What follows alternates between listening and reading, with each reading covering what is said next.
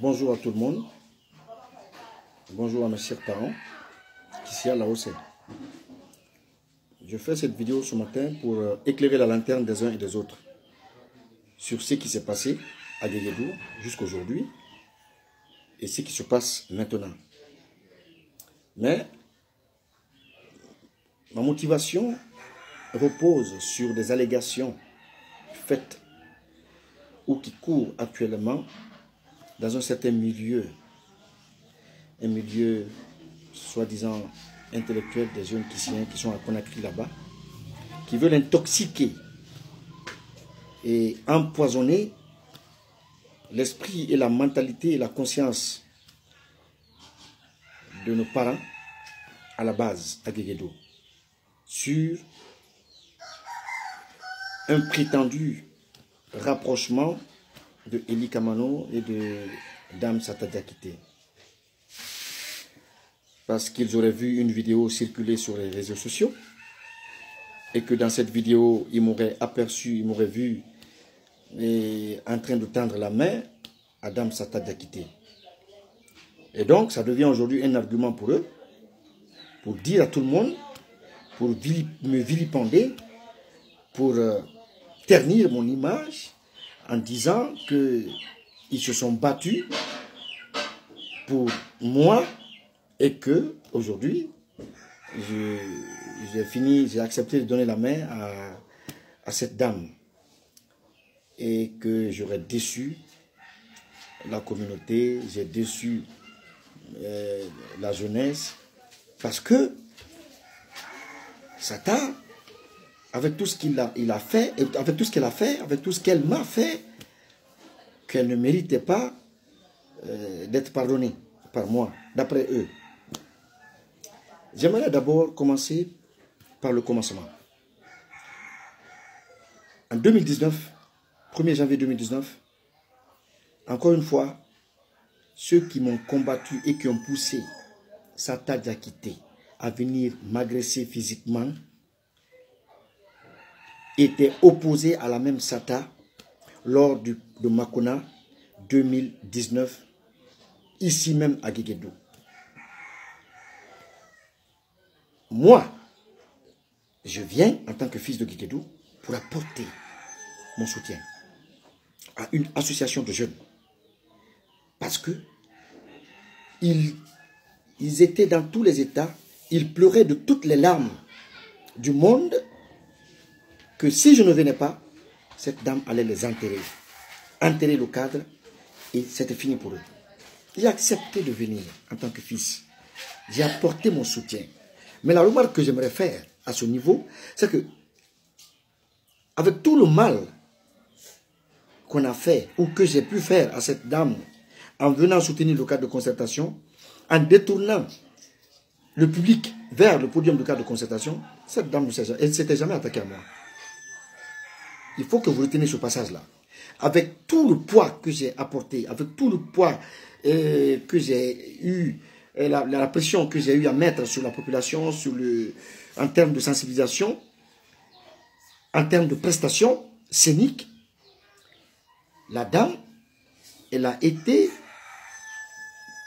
son événement a été considérablement touché, pour ne pas dire échoué. Je ne dirais pas que son événement a échoué, mais l'attente n'était pas à la hauteur de ce qu'elle a voulu démontrer. Pourquoi? Parce que tout simplement, j'étais de la partie avec les frères du cadre de concertation. Nous avions le meilleur podium, le meilleur public et nous avions le meilleur concert. La dame, elle est venue une fois me trouver à l'hôtel. Elle m'a dit, n'eût été toi, n'eût été ta présence, j'aurais enterré le cadre de concertation. Mais elle n'a pas fait de guerre. Elle ne m'a pas agressé. Elle ne m'a même pas insulté. Au contraire, il y a un de ces éléments qui m'avait agressé verbalement. Elle avait sévèrement sermonné ce dernier. Mais si vous avez une courte mémoire, moi je n'ai pas une courte mémoire.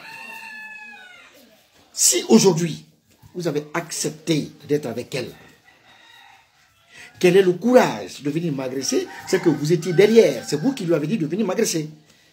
Parce que de elle à moi, on n'a jamais eu de telle relation. Nos relations ont toujours été basées sur le respect mutuel. Mais il a fallu qu'elle soit avec vous pour que vous lui mettez des choses dans la tête, pour que vous la montez, pour venir s'attaquer à moi.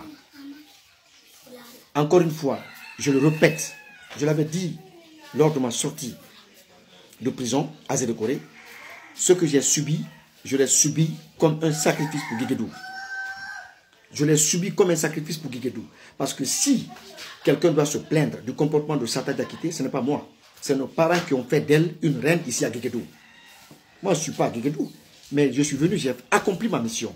J'ai fait mon devoir. Je me suis battu avec les autres, avec tous les frères qui étaient avec nous, pour que, dorénavant, la Makouna soit organisée par nos parents. C'est ça ma mission. Ma mission n'est pas de venir m'engager dans une lutte personnelle avec quelqu'un. Non. La preuve en est que vous êtes en train d'ouvrir vos becs à Conakry, de râler, de donner une connotation, une interprétation qui va dans votre intérêt à cette vidéo, pendant que vous étiez les premiers ici à Guéguédou à m'attaquer avec elle. Comme vous voulez essuyer la honte que vous avez eue ici, vous vous accrochez à cette vidéo pour dire que, avec tout ce qu'on a fait, Élie s'est réconcilié avec Sata Diakité. Mais attention les gars, mais calmez-vous. Calmez-vous. Guéguédou ne peut pas continuer à être éternellement une terre où des frères se trahissent. Des frères n'ont que de la haine les uns envers les autres. Mais il faut que vous arrêtez à un certain moment donné. Il faut que vous sachiez qu'il y a des hommes qui se sacrifient, qui se battent pour cette communauté, pour cette ville. Qu'est-ce que vous faites? Vous faites quoi? Pour 70 millions, vous partez. Pour 50 millions, vous débarquez. Pour un matricule, vous déraillez. Vous trahissez. Et vous voulez dire que Eli Kamano, parce que la dame m'a vu à la gare, parce que par coïncidence, on se rencontre à la gare, les jeunes viennent me prendre, les jeunes viennent crier mon nom, Eli, Eli, la dame vient, elle me tient par la main, elle me soulève la main, elle dit, vive Eli, abat les escrocs, et vous vouliez que je la gifle là-bas, c'est ce que vous attendiez? Que là-bas, devant tout le monde, à la gare voiture, après tout ce qui s'est passé, après tout ce qu'on s'est dit, après toutes les négociations que nous sommes en train de faire, après toutes les concessions que j'ai accepté de faire pour la libération de notre frère Emmanuel, vous êtes assis là-bas, vous ne savez même pas ce que je fais ici. Vous savez pourquoi je suis encore à Guéguédou? Vous savez pourquoi je refuse de quitter et de rentrer à Conakry? C'est vous qui payez mes frais de séjour ici. Les concerts que nous voulions organiser, Emmanuel et moi, on a dépensé des millions. Jusqu'à aujourd'hui, on n'a pas fait de concert. Vous savez comment je vis? Vous connaissez mon train de vie? Vous vous asseyez là-bas à raconter des âneries sous prétexte que oui, je ne devais pas saluer cette dame. Parce qu'elle m'a rencontré par hasard à la gare. Elle m'a tendu la main et moi, je ne devais pas lui tendre la main. Il faut que vous arrêtez. Moi, je n'ai rien à voir avec Dame Sata Diakité. C'est vous qui avez des choses à voir avec elle.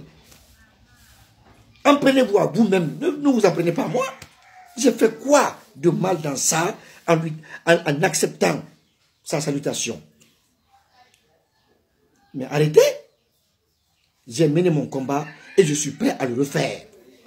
Si c'est à refaire, je le referai. Pour Guéguédou, je le referai. Mais en attendant, vous faites quoi? En attendant, lorsque j'étais dans ce combat, vous étiez tous à l'écart. Personne ne s'est approché. Voilà. Vous étiez à l'écart. On est resté une semaine à la prison civile de Guéguédou. Vous avez fait quoi? À part la population, à part les jeunes de Guéguédou qui avaient menacé de sortir dans la rue, de barricader tout. Vous-même, vous qui parlez là, vous, les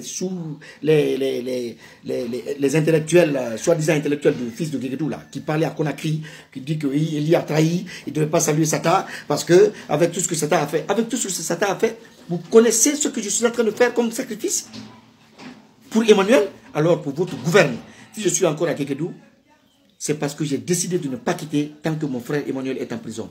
Donc, arrêtez, fermez vos becs. Vous ne savez pas quoi dire et vous n'avez rien à dire. Parce que moi, je me bats pour renforcer l'autorité ou les autorités de nos parents, de Bemakissi et du patriarche. Parce qu'à l'image du patriarche de Zérekoré, j'aimerais que le patriarche de Guéguédou et les sages de Guéguédou soient respectés autant. Vous êtes assis là-bas. Savez-vous que votre patriarche n'a pas de voiture? Le savez-vous? Savez-vous que Bemakissi n'a pas de voiture? Vous, en tant que fils de Guéguédou, avez-vous fait une contribution un jour, une levée de fonds pour essayer d'aider afin que ces autorités morales de notre communauté puissent avoir un moyen de déplacement? Vous l'avez fait? Vous ne pensez qu'à vilipender vos frères. Vous ne pensez qu'à les salir et à ternir leur image. C'est-à-dire, celui qui sort de l'ornière, celui dont la lumière éclate, celui dont l'étoile éclate, vous vous attelez à le salir, à le ternir et à le rabaisser. C'est ça votre travail. Mais moi, vous avez échoué dans ça. Vous ne pouvez pas et vous ne pourrez pas. Parce que c'est toute la population de la Guinée, je dis bien de la Guinée, tout le peuple de Guinée qui reconnaît le combat que je mène. Ce n'est pas vous. Donc, celui qui a un compte à régler avec Sata n'a qu'à aller régler son compte avec elle. Mon combat avec elle, c'était sur Makona. Makona est revenu à nos parents, c'est l'essentiel. Je n'ai pas d'alliance politique avec Sata, je n'ai pas de deal politique avec Sata, je n'ai pas de deal personnel avec Sata, sauf que le gouverneur nous a parlé à nous tous les acteurs concernés, afin qu'on puisse communiquer, parler pour la libération de notre frère Emmanuel. À part ça, fermez vos becs et arrêtez de faire des préjugés. Fermez vos becs, arrêtez de ternir vos frères. À défaut de les aider, à défaut de les accompagner dans leur combat, mais taisez-vous.